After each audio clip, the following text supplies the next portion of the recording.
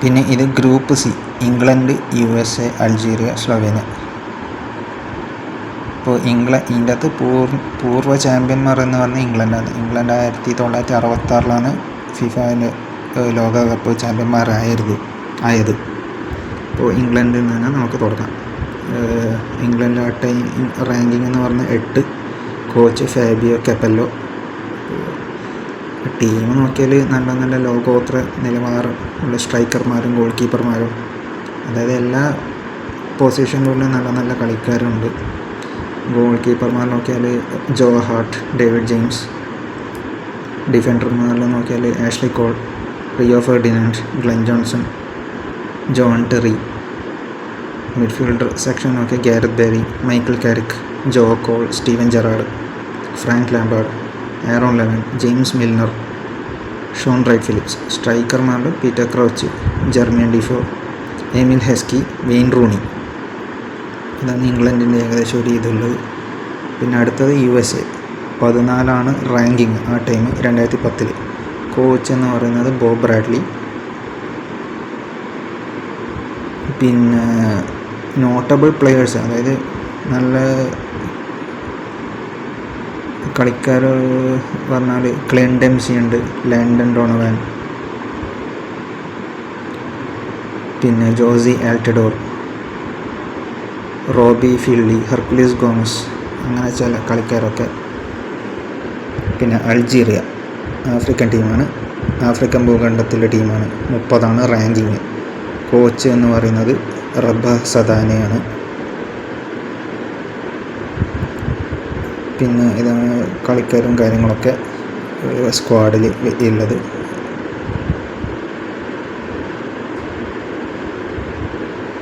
പിന്നെ അൾജീരിയയിലെ അങ്ങനെ കളിക്കാരും പേരൊന്നും എനിക്കറിയില്ല. മീൻസ് ഇതിലുള്ള ലിസ്റ്റിലുള്ള പേരാണ്. അത് ആരൊക്കെ ഏതെല്ലാം ലീഗിലുള്ള സത്യമായിട്ട് അറിയില്ല, ബാക്കിയുള്ള കളിക്കാരെ പോലെ. പിന്നെ അടുത്തത് സ്ലൊവേനിയ. 25 റാങ്കിങ് ഉണ്ടായത്. കോച്ച് മത്യാസ് കേക്ക്, അങ്ങനെയാണ് പേര്.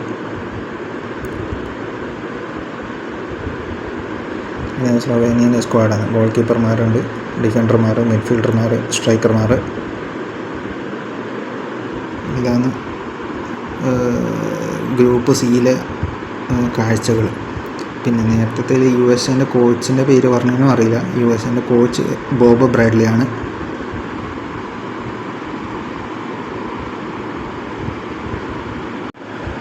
ഇനി group D. Germany, Ghana, Australia, Serbia. ഇതാണ് ഗ്രൂപ്പ് ഡിയിലെ ടീമുകൾ. ഇതിൽ ജർമ്മനി റാങ്കിങ് എന്ന് പറയുന്നത് 6. Coach Joachim Löw. ഗോൾ കീപ്പർമാർ മെയിനായിട്ടുള്ളത് മാനുവൽ ന്യൂറുണ്ട്. ഡിഫൻഡർമാരൊക്കെ Philipp Lahm, Jerome Boateng, Per Mertesacker, Arne Friedrich. Midfielder sections നോക്കിയാൽ ബാസ്റ്റിൻ ഷ്വൈൻസ്റ്റീഗർ ഉണ്ട്, Sami Khedira, Piotr Trochowski, Marko Marin, Mesut Özil, Toni Kroos. സ്ട്രൈക്കർമാർ നോക്കിയാൽ Mario Gomez, Cacau, Thomas Müller, Miroslav Klose, Lukas Podolski, Stefan കിസ്ലിംഗ്. ഇനി അടുത്തത് Ghana, African മേഖലയിലുള്ള ഒരു team. 32 ranking. Coach Milovan Rajevac. Goal കീപ്പർമാരിൽ ശ്രദ്ധേയമായ ഗോൾ കീപ്പർ റിച്ചാർഡ് കിങ്സൺ. പിന്നെ notable players, അതായത് സ്റ്റാർ പ്ലെയേഴ്സ് എന്ന് പറയാൻ നോക്കിയത് മിഡ്ഫീൽഡറിൽ Stephen Appiah, Sulley Ali Muntari, Andre Ayew, Ibrahim Ayew, Kevin Prince Boateng. ഇതിൽ ഈ ബോട്ടൻ സഹോദരന്മാരിൽ ഒരാൾ ഘാന ടീമിന് കളിക്കുന്നയാളാണ്, അതായത് കെവിൻ പ്രിൻസ് ബോട്ടൻ. മറ്റൊരു സഹോദരൻ ജർമ്മനി ടീമിന് വേണ്ടിയിട്ടാണ് കളിക്കുന്നത്. ജർമ്മനി ടീമിൽ ജെറോം ബോട്ടൻ. ഓക്കെ, നമുക്ക് ഘാന ടീമിലേക്ക് തിരിച്ചു വരാം. പിന്നെ സ്ട്രൈക്കർമാർ നോക്കിയാൽ 2010 നല്ല ഒരു പേരുണ്ടാക്കിയ സ്ട്രൈക്കർ അസമോവ ഗ്യാൻ. പിന്നെ അങ്ങനെ ഒരു നോട്ടബിൾ പ്ലെയർ ആയിരുന്നു 2010 ലോകകപ്പ് ടൈം. ഘാനയ്ക്ക് വേണ്ടിയിട്ട് നല്ല പെർഫോമൻസാണ് കാഴ്ചവെച്ചത്. ഇനി അടുത്തത് ഓസ്ട്രേലിയ റാങ്കിങ് ഉണ്ടായത് 20. Coach Tim വേർബിക്. ഓസ്ട്രേലിയൻ ടീമിന് ആ ടൈം, അതായത് 2010 കാലത്ത് എനിക്ക് ഒരാളെ പേര് മാത്രമേ എൻ്റെ മൈൻഡിലുണ്ടുള്ളൂ, ടിം കേഹിൽ എന്ന് പറഞ്ഞിട്ട്.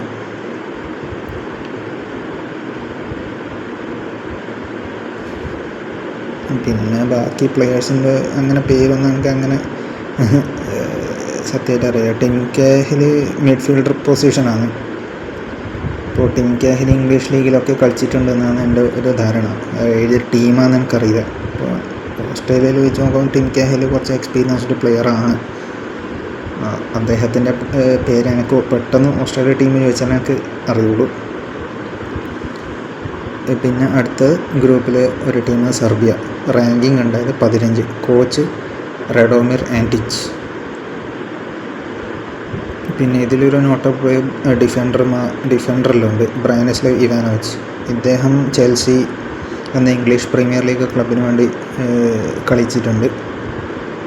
പിന്നെ നെമേനിയ വിഡിച്ച് എന്ന പ്ലെയറെ കേട്ടിരുന്നു.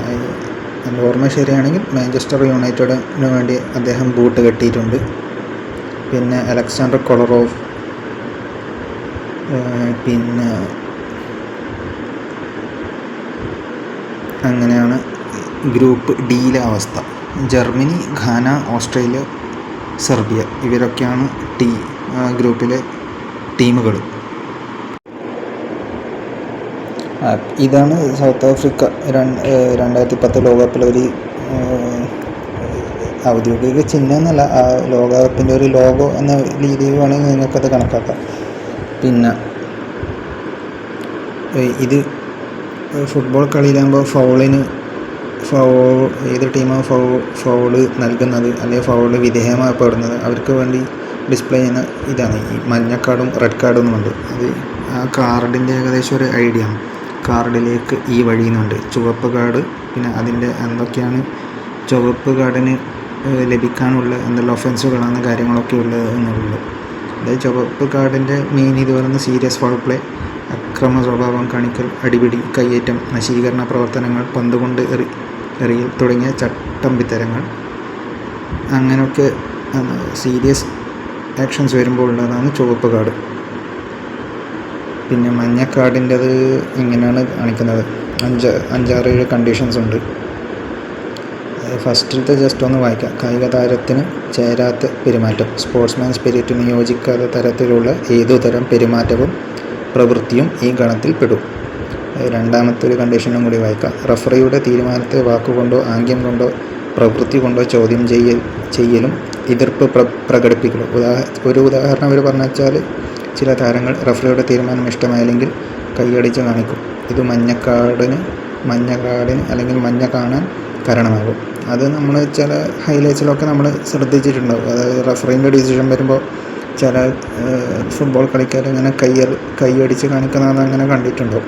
അപ്പോൾ ഇങ്ങനെയൊക്കെയാണ് കണ്ടീഷൻസ് പറയുന്നത്. മഞ്ഞക്കാർഡിനൊക്കെ എന്തെല്ലാം കാര്യങ്ങളൊക്കെയാണ് അതിന് ഉൾപ്പെടുന്നത്, അല്ലെ അത് എന്തൊക്കെയാണ് കണ്ടീഷൻസ്, പിന്നെ ചുവപ്പ് കാർഡൊക്കെ എന്തിനാണ് കണ്ടീഷൻസ് ഒക്കെ എങ്ങനെയാണ് വരിക, അങ്ങനെയുള്ള ഒരു ബേസിക് ഒരു ഐഡിയ. ഇതാണ് ഇത് ലോകകപ്പിലെ ഭാഗ്യചിഹ്നമെന്ന് പറയുന്നത്, സാക്കോമി. അതായത് അതിൻ്റെ ഏകദേശം ഒരു ഐഡിയ എന്ന് വെച്ചാൽ, മനുഷ്യനോട് സാദൃശ്യമുള്ള രീതിയിലാണ് ഈ പുലിക്കുട്ടനെ സൃഷ്ടിച്ചത്. ദക്ഷിണാഫ്രിക്കയുടെ ISO 31661 ആൽഫ 2 കോഡായ അതായത് ZA, ആഫ്രിക്കൻ ഭാഷകളിൽ 10 എന്ന അർത്ഥം വരുന്ന കൂമിയും ചേർന്നാണ് സാക്കോമി എന്ന പേര്. അപ്പോൾ അതാണ് ബേസിക് അതിന് അങ്ങനെ പേര് നൽകാനുള്ള കാരണം. അത് ബാക്കി അതിൻ്റെ കാര്യം പറഞ്ഞു വെച്ചാൽ, 1994 ജൂൺ 16 സാക്കോമിയുടെ ജന്മദിനം. ഡേറ്റ് ശ്രദ്ധിക്കണം, 1994 എന്നാണ് ഞാൻ പറഞ്ഞത്. ആ പേപ്പർ കട്ടിങ്ങിൻ്റെ പ്രകാരമുള്ള ഡേറ്റാണ് ഞാൻ പറഞ്ഞത്. അതെന്തുകൊണ്ടെന്ന് വെച്ചാൽ, ദക്ഷിണാഫ്രിക്കയിൽ യുവജന ദിനമായി ആഘോഷിക്കുന്നത് ഇതേ ദിവസമാണ്. ഈ ലോകകപ്പിനിടെ സാക്കോമിക്ക് 16 വയസ്സാകും. പച്ചയും മഞ്ഞയും നിറങ്ങളാണ് സാക്കോമിയുടെ രൂപകൽപ്പനയ്ക്ക് ഉപയോഗിച്ചിരിക്കുന്നത്. ഫെയർ പ്ലേ ആണ് സാക്കോമിയുടെ മുദ്രാവാക്യം. ഇതാണ് ആ ചിഹ്നം, ഫെയർ പ്ലേ സാക്കുമി. ഓരോ ലോകകപ്പിന് ഓരോ ഭാഗ്യചിഹ്നം എന്ന രീതിയിലെ പോലെ 2010 ഫിഫ ലോകകപ്പ് സൗത്ത് ആഫ്രിക്കയിൽ വെച്ച് നടക്കുന്ന ഫിഫ ലോകകപ്പിനുള്ള ഒരു ഭാഗ്യചിഹ്നമാണ് സാക്കുമി. തൊട്ട് താഴെയായിട്ട് അത് ഒഫീഷ്യൽ പന്ത് കാണാം. അത് ആരുടെ തലയിലാണെന്ന് വെച്ചാൽ മീൻസ് ആ പ്ലെയറുടെ നിങ്ങൾക്ക് കണ്ടാൽ മനസ്സിലാവുന്ന രീതിയിൽ കൊണ്ട് അത് കമൻറ്റിൽ പറയാം. ബ്രസീലിൻ്റെ കക്കയാണ് അത് ഹെഡ് ചെയ്യുന്നത്. ജബുലാനിയാണ് പന്തിൻ്റെ പേര്. അഡിഡാസ് ആണ് അത് മാനുഫാക്ചർ ചെയ്യുന്നത്, അത് രൂപകൽപ്പന ചെയ്തത്. പിന്നെ ഇതിലെ പേപ്പർ കട്ടിങ്സ് എന്നൊക്കെ പറയുന്നത് മലയാളം മനോരമയും മാത്രമല്ല മറ്റു പത്രങ്ങളിൽ നിന്നൊക്കെ ഞാൻ അങ്ങനെ ശേഖരിച്ചിട്ട് അങ്ങനെ ഒട്ടിച്ചതാണ്. ഫസ്റ്റ് ടൂർണമെൻറ്റാണ് എൻ്റെ കളക്ഷൻ. ഇതിൽ വെച്ച് നോക്കുമ്പോൾ എൻ്റെ ഫസ്റ്റ് ടൂർണമെൻറ്റിന് 2010 ഫിഫ ലോകകപ്പ്. പിന്നെ ഇത് മറ്റ് ടീമുകളുടെ കാര്യങ്ങൾ, ഇത് ഏത് ഗ്രൂപ്പാണെന്നല്ല ഓരോ ടീമിനെ പറ്റിയുള്ള ബേസിക് ഐഡിയാസും കാര്യങ്ങളൊക്കെയാണ്. ചിലിയുണ്ട്, അത് ഫിഫ റാങ്കിങ്ങിൻ്റെ മുകളിൽ കൊടുത്തിട്ടുണ്ട്. ചിലീൻ്റെ 18 എന്നാണ് കൊടുത്തിട്ടുള്ളത്. കോച്ച് മാർസലോ ബിയാൽസയാണ്, ക്യാപ്റ്റൻ ക്ലോഡിയോ ബ്രാവോ. പിന്നെ ചിലിയിലെ മെയിൻ പ്ലെയേഴ്സിൻ്റെ പേരൊക്കെ നിങ്ങൾ കേട്ടിട്ടുണ്ടോ? Arturo Vidal, Alexis Sanchez, Esteban Paredes, അങ്ങനെയൊക്കെ കേട്ടിട്ടുണ്ടാവും. എനിക്ക് പെട്ടെന്ന് എൻ്റെ മൈൻഡിൽ വരുന്ന പ്ലെയേഴ്സിൻ്റെ പേരാണ് ഇത്. പിന്നെ ഇത് അടുത്തത് ലാറ്റിൻ അമേരിക്കൻ മേഖലയാണ്, പാരഗ്വേ. ഫിഫ റാങ്കിങ് എന്ന് പറയുന്നത് 31ആണ്. പാരഗ്വേയുടെ ക്യാപ്റ്റൻ ഡെന്നിസ് കനീസ. പിന്നെ കോച്ച് എന്ന് പറഞ്ഞാൽ ജെറാർഡോ മാർട്ടിനോ. പിന്നെ മെയിൻ പ്ലെയേഴ്സ് എന്ന് പറയുന്നത് നോട്ടബിൾ പ്ലെയേഴ്സ് എന്ന് പറഞ്ഞാൽ ഓസ്കാർ കാർഡോസോ, റോക്കി സാന്റാക്രൂസ്, പിന്നെ നെൽസൺ വെൽഡസ്, ലൂക്കാസ് ബാരിയോസ്, അങ്ങനെയൊക്കെയാണ്. ലൂക്കാസ് ബാരിയോസ് എനിക്ക് തോന്നുന്നത് ജർമ്മൻ ബുണ്ടസ് ലീഗിലെ ബൊറൂസിയ ഡോർട്ട്മുണ്ടിന് വേണ്ടി പന്ത് തട്ടിയിട്ടുണ്ട് എന്നാണ് എൻ്റെ ഒരു ധാരണ. വേറെ ക്ലബിന് അദ്ദേഹം കളിച്ചിട്ടുണ്ടോ എന്ന് എനിക്കറിയില്ല. പിന്നെ ഇത് നമ്മുടെ ലാറ്റിൻ അമേരിക്കയിലെ മറ്റ് രാജ്യമായി ഉറുഗ്വേ. ഫിഫ റാങ്കിങ് ഉണ്ടായിരുന്ന 16ആണ്. Captain Diego Lugano, coach Oscar Tabarez ആണ്. അപ്പോൾ ഇവർ 2 വട്ടം ചാമ്പ്യന്മാരായിട്ടുണ്ട് ഉറുഗ്വേ, 1930-ലും 1950-ലും. മുന്നേത്തെ വീഡിയോൻ്റെ ഇതിൽ സ്റ്റാർട്ടിങ്ങിൽ ഉറുഗ്വേനെ പറ്റി ഒരു ടീമിൻ്റെ ഇത് കാണിച്ചിട്ടുണ്ടെന്നാണ് തോന്നുന്നു വീഡിയോ. അപ്പോൾ ഇത് അതുപോലെ തന്നെ സ്ക്വാഡ് മെമ്പേഴ്സും കാര്യങ്ങളൊക്കെയാണ്. പിന്നെ ഇത് നമ്മുടെ ഒഫീഷ്യൽ പന്ത്, അതായത് 2010 ഫിഫ ലോകകപ്പ് സൗത്ത് ആഫ്രിക്കയിൽ വെച്ച് നടക്കുന്ന ഫിഫ ലോകകപ്പിൻ്റെ ഔദ്യോഗികമായി ഉപയോഗിക്കുന്ന പന്ത് ജബുലാനി എന്നാണ് പറയുന്നത്. ഫോട്ടോയിൽ കാണാം സൗത്ത് ആഫ്രിക്ക ലോകകപ്പിൻ്റെ അതിൻ്റെ ഒഫീഷ്യൽ ലോഗോയും ജബുലാനി എന്ന് എഴുതിയിട്ടുണ്ട് മുകളിൽ, പന്തിൻ്റെ മുകളിൽ. പിന്നെ അതിൻ്റെ തൊട്ട് മുകളിൽ അഡിഡാസ് എന്ന ബ്രാൻഡ് ചെയ്തിട്ടുണ്ട്. അതായത് ആ കമ്പനിയാണ് ആ ഫുട്ബോൾ, അതായത് ആ ബോൾ, ഒഫീഷ്യൽ ബോൾ രൂപകൽപ്പന ചെയ്യുക ചെയ്തത്. പിന്നെ ഇത് ജബുലാനിയെ പറ്റിയുള്ള ഡീറ്റെയിൽസും കാര്യങ്ങളൊക്കെയാണ്. അത് സുലു ഭാഷയിൽ നിന്ന് ജബുലാനിക്ക് ആഘോഷിക്കുക എന്നർത്ഥം വരുന്നത്. അപ്പോൾ ഇങ്ങനെയൊക്കെയാണ് അതിൻ്റെ കാര്യങ്ങൾ.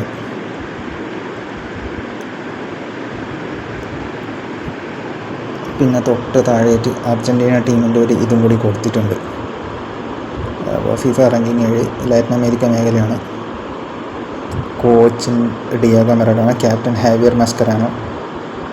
അപ്പോൾ അർജൻറ്റീന മുൻപ് അതായത് ഇത് 2010 ഫോട്ടോ ആണ്. ആ ടൈം 2 വട്ടം ചാമ്പ്യന്മാരായത്, അതായത് 1978-ലും 1986-ലും.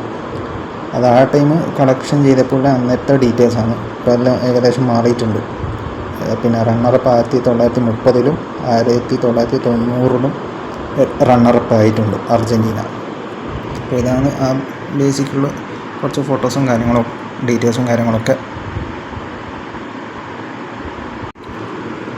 പിന്നെ ഇത് മറ്റു ടീമുകൾ, അതായത് മെക്സിക്കോൻ്റെ ഡീറ്റെയിൽസും ഉണ്ട്, കാര്യങ്ങളൊക്കെ ഉണ്ട്. മെക്സിക്കോൻ്റെ ഫിഫ റാങ്കിങ് 17ആണ്. ക്യാപ്റ്റൻ എന്ന് പറയുന്നത് റാഫേൽ മാർക്കസ്, അദ്ദേഹം കുറച്ച് എക്സ്പീരിയൻസ്ഡ് പ്ലെയറാണ്. പിന്നെ കോച്ച് എന്ന് പറഞ്ഞാൽ ഹാവിയർ അഗ്വേറ. അപ്പോൾ അത് ടീം സ്ക്വാഡാണ്. അടുത്തത് ഹോണ്ടിയൂറസ്, അതായത് വടക്കേ അമേരിക്കയിലെ ഒരു ടീമാണ് ഹോണ്ടിയൂറസ്. ഇവരെ റാങ്കിങ് എന്ന് പറയുന്നത് 38. അപ്പോൾ ക്യാപ്റ്റൻ അമാഡോ ഗുവേറ, കോച്ച് റെയ്നാൾഡോ റിയൂഡ, അതാണ് കോച്ചിൻ്റെ പേര്. പിന്നെ അവരെ ദേശീയ പതാകയും കാണാം, സാക്കുമി പിടിച്ചു നിൽക്കുന്നത് ദേശീയ പതാക.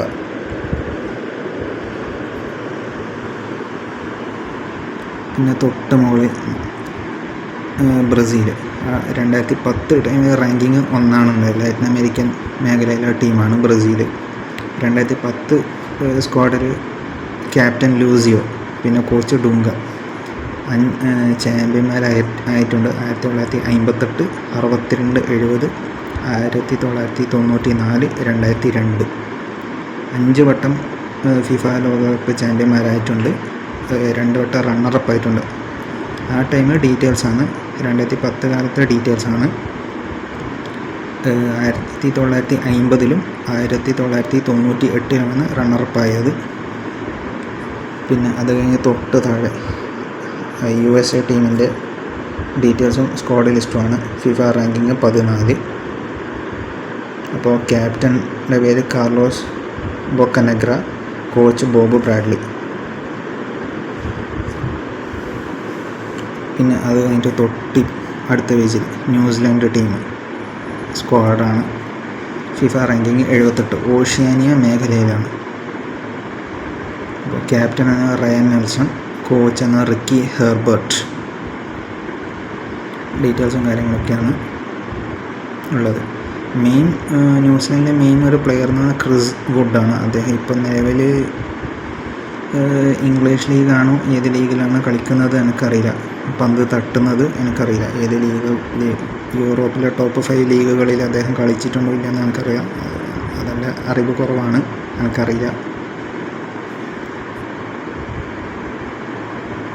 പിന്നെ അടുത്തത് ഓസ്ട്രേലിയ റാങ്കിങ് 20, ഫിഫ റാങ്കിങ് 20. പിന്നെ captain Lucas Neill, coach Pim Verbeek. Squad ലിസ്റ്റാണ് കാണുന്നത്.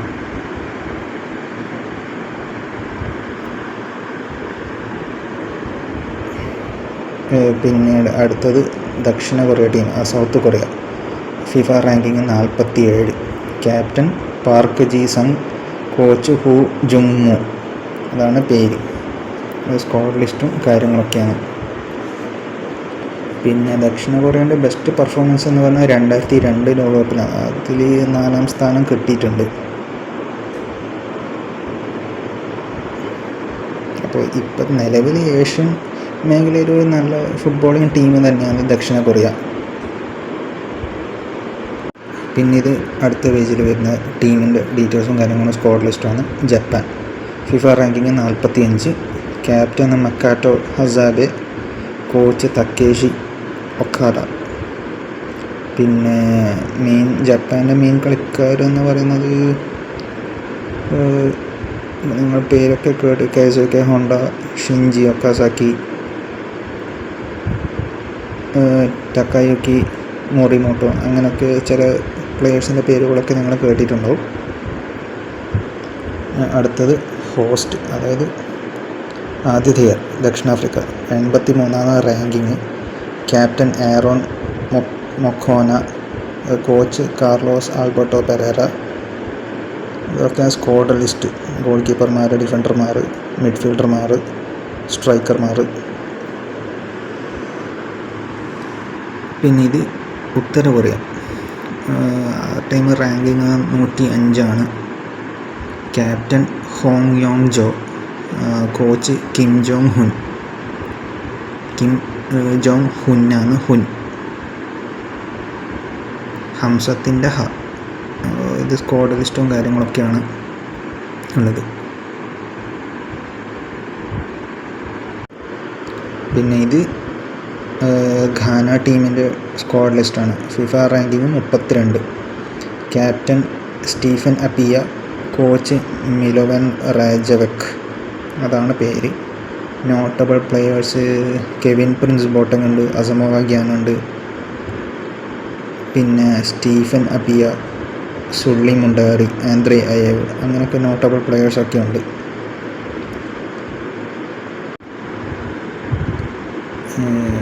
ഹോളണ്ട് ടീമിൻ്റെ ഡീറ്റെയിൽസാണ്. Squad details. റാങ്കിങ് 4.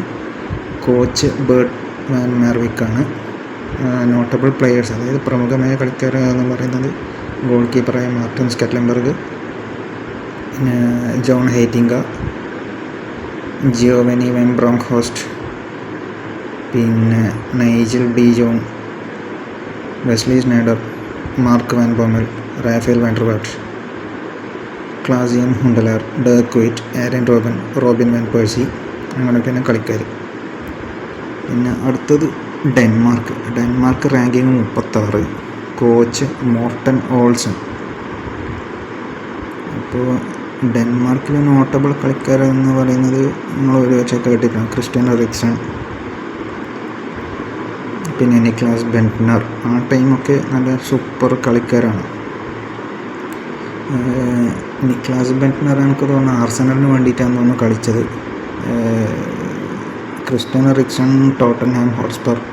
ഇപ്പം നിലവിൽ ഏത് ക്ലബിലാണെന്ന് അറിയില്ല. പിന്നെ ഇത് ജപ്പാൻ 45 റാങ്കിങ്. തക്കേഷി ഒക്കാഡ, അതാണ് കോച്ചിൻ്റെ പേര്. പിന്നെ ഇതാണ് കളിക്കാരുടെ ഡീറ്റെയിൽസും സ്ക്വാഡ് ലിസ്റ്റ്.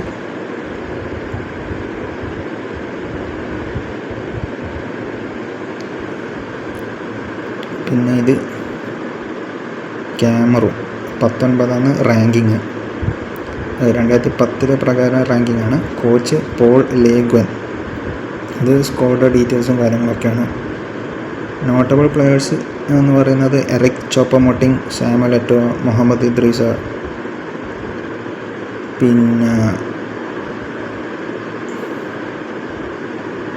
അലക്സോൺ, റിഗബർട്ട്സോൺ, അങ്ങനെയൊക്കെ കളിക്കാരുണ്ട്. പിന്നെ ഇത് ഗ്രൂപ്പ് എഫിലുള്ള ടീമുകളാണ് ഇറ്റലി, പരാഗ്വേ, ന്യൂസിലൻഡ്, സ്ലോവാക്യ. ഇതിൽ ഇറ്റലിയുടെ റാങ്കിങ് എന്ന് പറഞ്ഞാൽ 5. Coach Marcello Lippi. ഇതിൽ ഇറ്റലിയിലെ കളിക്കാരെ പറ്റി പറയുമ്പോൾ ജിയാൻ ലൂഗി ബുഫൺ, പിന്നെ Leonardo Bonucci, Fabio Cannavaro, Giorgio Chiellini, Gianluca Zambrotta, Camoranesi, Daniele De Rossi, Gennaro Gattuso, Claudio Marchisio, Riccardo Montolivo, Andrea Pirlo, Antonio Di Natale, Alberto Gilardino, Fabio Quagliarella. ഇങ്ങനെയൊക്കെ notable പ്ലെയേഴ്സാണ്. ഇതിലധികം മിക്ക കളിക്കാരും Italian ലീഗിലും മറ്റു European ലീഗുകളൊക്കെ കളിച്ച നല്ല പരിചയം ഉള്ള ടീമുകളാണ്. അധികം AC മിലാൻ, ഇൻ്റർ മിലാൻ ആ ക്ലബ്ബുകൾക്ക് വേണ്ടി പന്ത് തട്ടിയവരാണ് അധികം ഉള്ള ചില കളിക്കാരൊക്കെ. പിന്നെ ഇത് ന്യൂസിലാൻഡ് ടീം സ്ക്വാഡാണ്. 78 റാങ്കിങ് വരുന്നത്. Coach Ricki Herbert.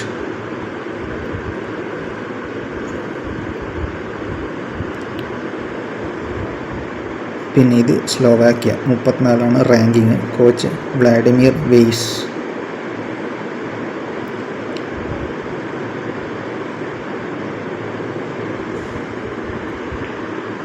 പിന്നെ ഇത് പരാഗ്വേ സ്ക്വാഡാണ്.